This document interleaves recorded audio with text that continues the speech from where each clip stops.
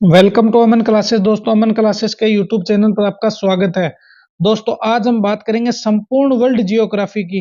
दोस्तों, संपूर्ण विश्व के भूगोल जो है दोस्तों, इसके जितने भी क्वेश्चन बन पा रहे हैं उन सभी के ऊपर आज हम दोस्तों क्या है डिटेल में चर्चा करेंगे। तो प्यारे दोस्तों, कैसे हैं आप सभी? आप सभी का स्वागत है संपूर्ण वर्ल्ड जियोग्राफी के पार्ट 1 में। इससे पहले हम क्लास स्टार्ट करें, इससे पहले जितने भी साथी चैनल पर नए हैं वो इस चैनल को ज्यादा से ज्यादा लाइक शेयर सब्सक्राइब कर देना। दोस्तों, हमारी रोज यहाँ पर कंपटीशन की बहुत ही शानदार शानदार क्लासें चलती रहती है। तो देखिए आज का अपना पहला क्वेश्चन प्यारे दोस्तों, ब्रह्मांड की उत्पत्ति से संबंधित विज्ञान के अध्ययन को क्या कहा जाता है? तो दोस्तों, ब्रह्मांड की उत्पत्ति से संबंधित विज्ञान के अध्ययन को कॉस्मोलॉजी कहा जाता है। क्या कहते हैं?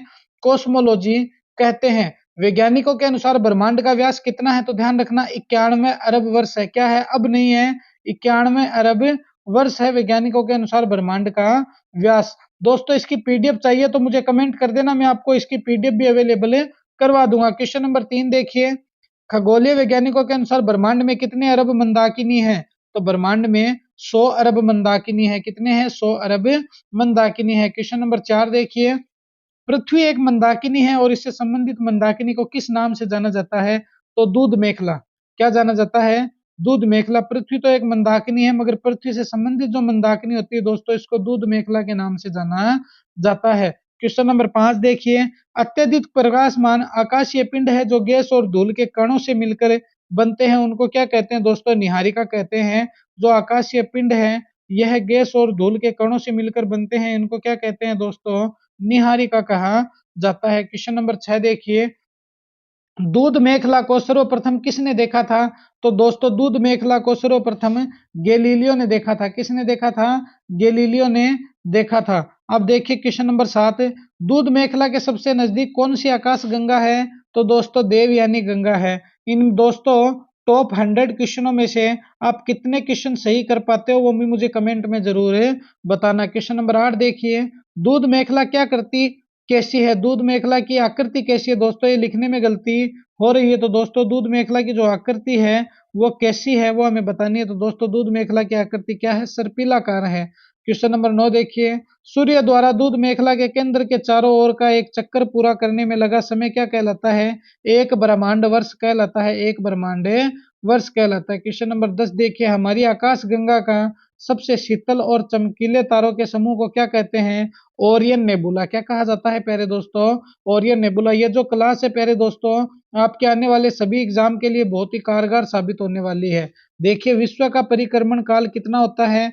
25 करोड़ वर्ष होता है। कितना होता है? 25 करोड़ वर्ष होता है। 12 नंबर देखिए, सौर मंडल में समस्त ऊर्जा का स्रोत क्या होता है? दोस्तों, सौर मंडल में जो समस्त ऊर्जा है इसका स्रोत होता है सूर्य। क्या होता है? सूर्य। क्वेश्चन नंबर 13 देखिए, सूर्य दूध मेखला के केंद्र से लगभग कितनी दूरी पर है? तो दोस्तों, 27,000 प्रकाश वर्ष दूरी पर है। कितनी दूरी पर है? 27,000 प्रकाश वर्ष दूरी पर है। क्वेश्चन नंबर 14 देखिए, सूर्य में हाइड्रोजन की कितनी मात्रा पाई जाती है? दोस्तों, 71%। सूर्य में हाइड्रोजन गैस होती है। क्या होती है? H2 गैस होती है। सूर्य में 71% H2 होती है। 15 नंबर क्वेश्चन देखिए, सूर्य फ्लेक्स पर कितनी दिशा में घूमता है? तो दोस्तों, सूर्य फ्लेक्स पर जो घूमता है वो पूर्व से पश्चिम की ओर फ्लेक्स पर घूमता है। 16 नंबर देखिए, सूर्य में सर्वाधिक कौन सी गैस पाई जाती है? तो आप सभी जानते हो हाइड्रोजन पाई जाती है। कितने प्रतिशत? 71%। जो भी क्वेश्चन आकर गया था। नेक्स्ट क्वेश्चन देखिए, एक ब्रह्मांड वर्ष कितने वर्ष का होता है? तो दोस्तों, 25 करोड़ वर्ष का एक ब्रह्मांड वर्ष होता है। आगे देखिए, सूर्य क्या है? तो सूर्य दोस्तों एक गैसीय गोला होता है। क्या होता है? सूर्य एक गैसीय गोला है। नीचे देखिए नेक्स्ट क्वेश्चन की तरफ, सूर्य द्वारा अपना एक घूर्णन कितने दिनों में पूरा किया जाता है? दोस्तों, सूर्य जो है एक घूर्णन का मतलब है दोस्तों एक पूरा चक्कर। तो दोस्तों, सूर्य 27 दिन में अपना एक चक्कर पूरा कर लेता है। नेक्स्ट क्वेश्चन देखिए, भूगोल का जनक किसको कहा जाता है? हिकेटियस को दोस्तों भूगोल का जनक माना जाता है। भूगोल मतलब दोस्तों आप सभी जानते हो जियोग्राफी का जनक हिकेटियस को कहते हैं। भूगोल का अर्थ क्या है दोस्तों? पृथ्वी का वर्णन। पृथ्वी के अध्ययन को ही क्या कहते हैं दोस्तों? भूगोल कहा जाता है। 22 नंबर देखिए, पृथ्वी का वर्णन नामक पुस्तक के लेखक कौन है? किसने लिखी थी? तो दोस्तों, हिकेटियस को भूगोल का जनक कहते हैं। हिकेटियस ने ही एक पुस्तक लिखी थी जिसका नाम रखा गया पृथ्वी का वर्णन। क्या रखा गया? पृथ्वी का वर्णन इसका नाम रखा गया था। क्वेश्चन नंबर 23 देखिए, भूगोल शब्द का सर्वप्रथम प्रयोग किसने किया था? तो इरेटोस्थेनीज ने। तो ध्यान रखना, भूगोल का जनक तो दोस्तों किसको कहते हैं? हिकेटियस को कहा जाता है। किसको? हिकेटियस को। मगर दोस्तों भूगोल का जो सर्वप्रथम उपयोग किया था शब्द का, वो इरेटोस्थेनीज ने किया था। क्वेश्चन नंबर 24 देखिए, वर्तमान में भूगोल का जनक कौन है? अलेक्जेंडर है। कौन है? अलेक्जेंडर है। और वैश्य जनक कौन है? हिकेटियस। क्वेश्चन नंबर 25 देखिए, किसको संस्कृत भूगोल का जनक कहते हैं? दोस्तों कार्ल ओ सोए को। किसको? कार्ल ओ सोए को संस्कृत भूगोल का जनक कहा जाता है। 26 नंबर क्वेश्चन देखिए प्यारे दोस्तों, विश्व ग्लोब का निर्माता किसको कहा जाता है? तो मार्टिन बेहम को। और ये क्वेश्चन जो है दोस्तों, ये क्वेश्चन वही है प्यारे दोस्तों जो क्या है, एग्जाम में पुटअप होने की पूरी पूरी संभावना व्यक्त करते हैं। तो इनकी पीडीएफ चाहिए तो दोस्तों कमेंट प्यारा सा कर देना। 27 नंबर देखिए, व्यवस्थित भूगोल का जनक किसको कहा जाता है? इरेटोस्थेनीज को। किसको? इरेटोस्थेनीज को। तो दोस्तों चैनल को ज्यादा से ज्यादा दबा के अपने प्यारे दोस्तों में शेयर कर देना, जिससे कि हमारी भी क्या है दोस्तों, और आपको पढ़ाने के लिए अच्छे अच्छे नोट्स करवाने के लिए हिम्मत बढ़ती रहे। क्वेश्चन नंबर 28 देखिए, भौतिक भूगोल का जनक किसे कहा जाता है? पोलिडोनियन को। किसको?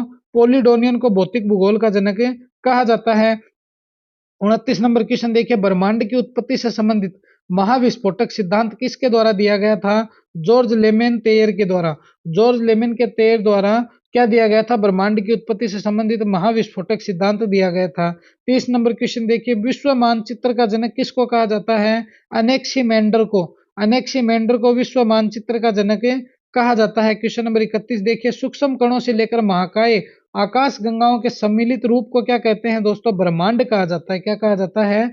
ब्रह्मांड कहा जाता है। 32 नंबर देखिए, भौगोलिक विश्व कोश का रचनाकार किसको कहा जाता है? दोस्तों स्ट्रेबो को भौगोलिक विश्व रचनाकार का जनक कहा जाता है। किसने दोलन का सिद्धांत दिया था? डॉक्टर एलन संडेजा ने दोलन का सिद्धांत दिया था। किसने दिया था? डॉक्टर एलन संडेजा ने। 34 नंबर क्वेश्चन पे चर्चा करते हैं प्यारे दोस्तों, वैज्ञानिकों के अनुसार बिग बैंग की थ्योरी आज से कितने वर्ष पुरानी थी? तो 13.7 करोड़ वर्ष पुरानी। मतलब दोस्तों 13.70 करोड़ वर्ष पुरानी बिग बैंग की थ्योरी थी प्यारे दोस्तों।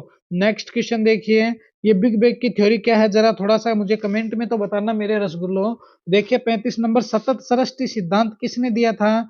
थॉमस गोल्ड और हरमन बॉडी ने सतत सृष्टि सिद्धांत दिया था। 36 नंबर देखिए, गॉड पार्टिकल की खोज किसके द्वारा की गई थी? पीटर हिंग्स और फ्रांसवा इलगर्ट के द्वारा गॉड पार्टिकल की खोज की गई थी। 37 नंबर देखिए, ब्रह्मांड की उत्पत्ति का स्थिति सिद्धांत किसने दिया था? अलेन गुथ ने ब्रह्मांड की उत्पत्ति का स्थिति सिद्धांत दिया था। 38 नंबर देखिए, ब्रह्मांड के रहस्य से संबंधित हिग्स बोसान को अन्य किस नाम से जाना जाता है? तो दोस्तों हिग्स बोसान को गॉड पार्टिकल ही कहा जाता है।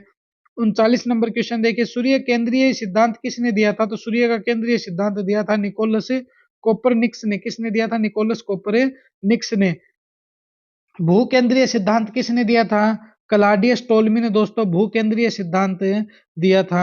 41 नंबर क्वेश्चन देखिए, सूर्य ब्रह्मांड का केंद्र तथा सभी ग्रह इसकी परिक्रमा करते हैं, इस सिद्धांत को क्या नाम दिया गया था?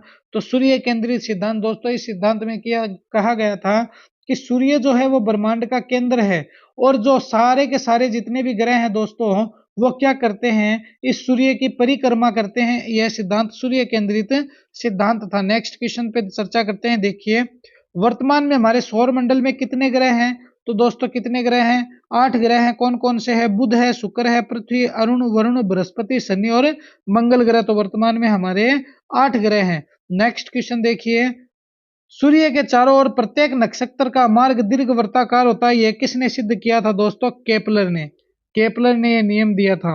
नेक्स्ट क्वेश्चन देखिए, सूर्य से दूरी के अनुसार ग्रहों का सही क्रम क्या होता है? दोस्तों तो देखिए ये हो गया सूर्य। अब हम सही क्रम इसका बैठाते हैं। तो देखिए सबसे पहले दूरी का क्रम है बुध, फिर है शुक्र, फिर है पृथ्वी, फिर है मंगल, फिर बृहस्पति, फिर शनि, फिर अरुण और फिर है वरुण। तो यह है दूरी के अनुसार सही क्रम। नेक्स्ट क्वेश्चन देखिए, किन ग्रहों को बने ग्रहों की सूची में रखा गया है?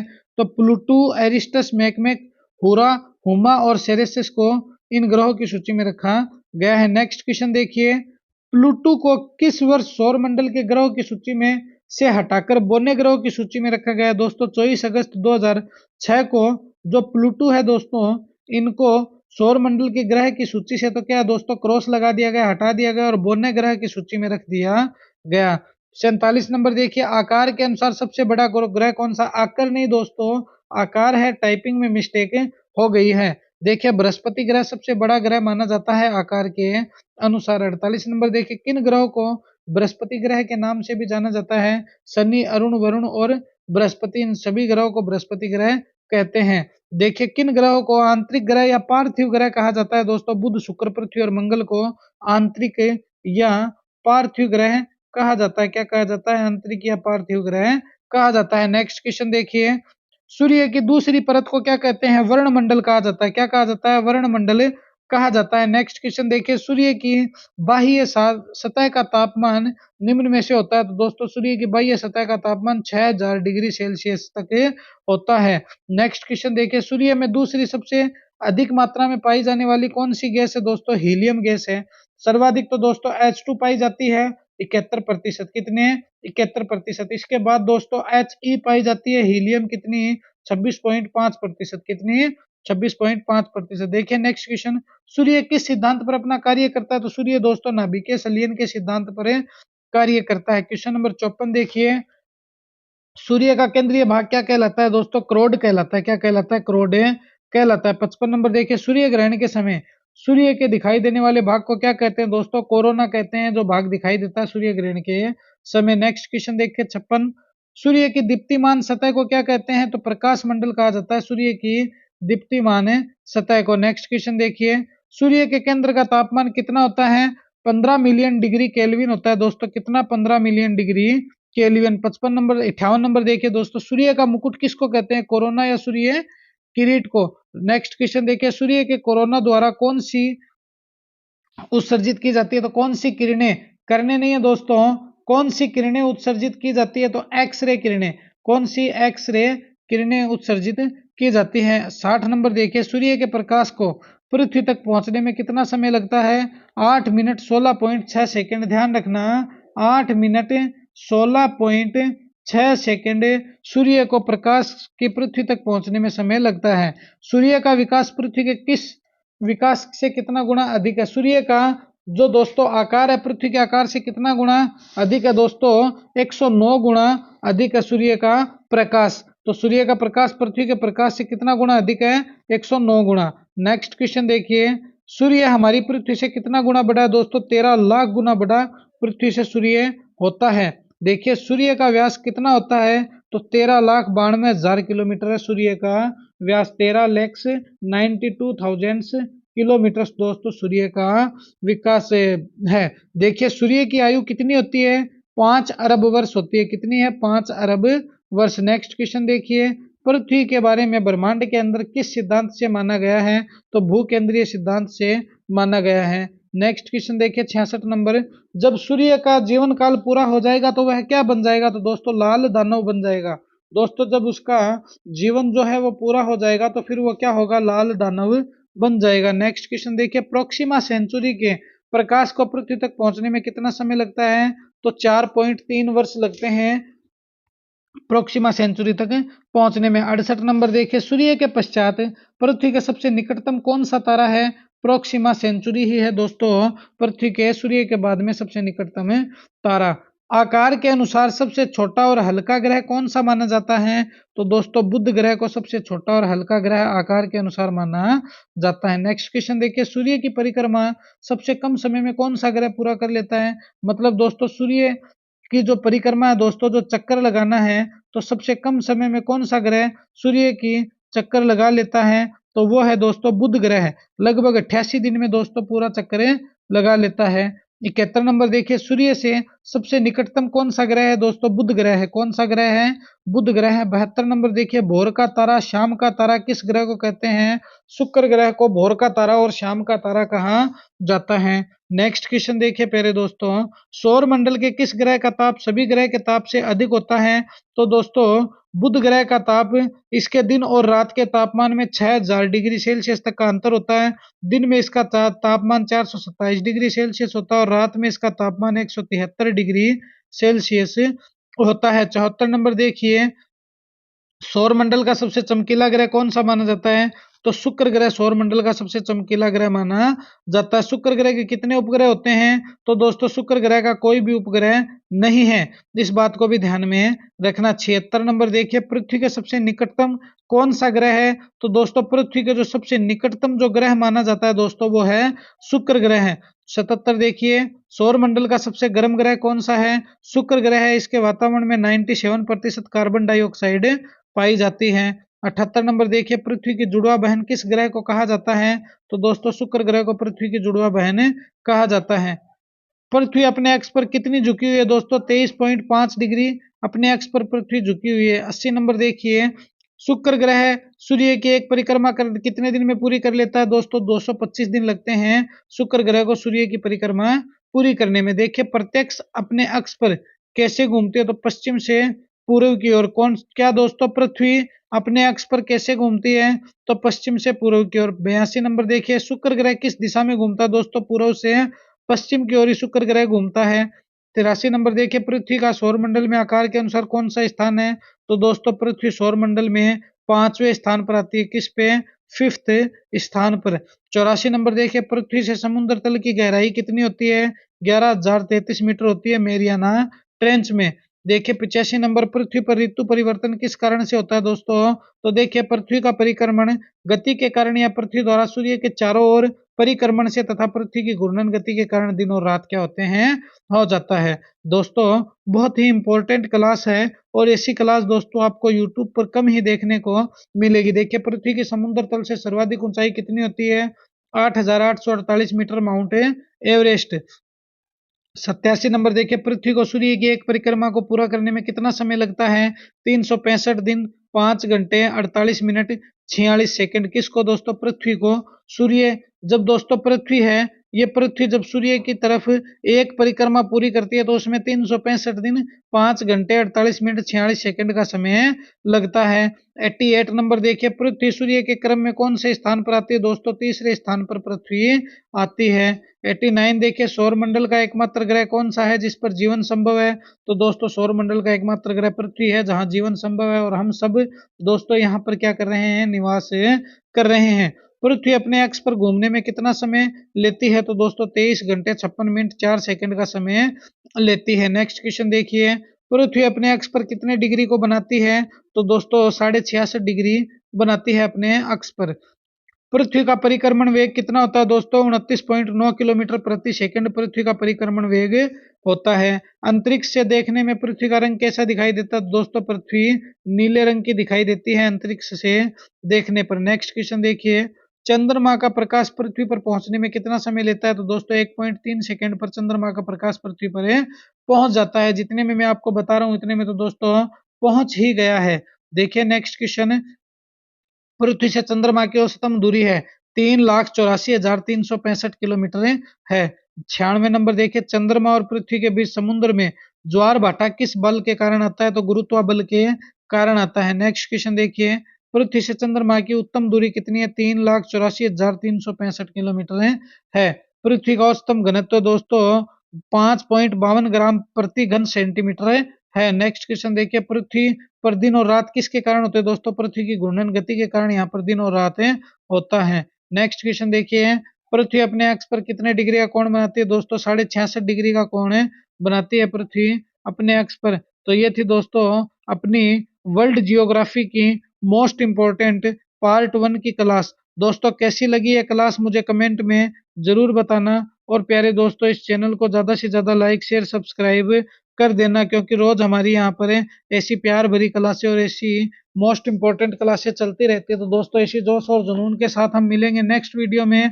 जय हिंद, जय भारत। इसको ज्यादा से ज्यादा शेयर कर देना मेरे प्यारे दोस्तों।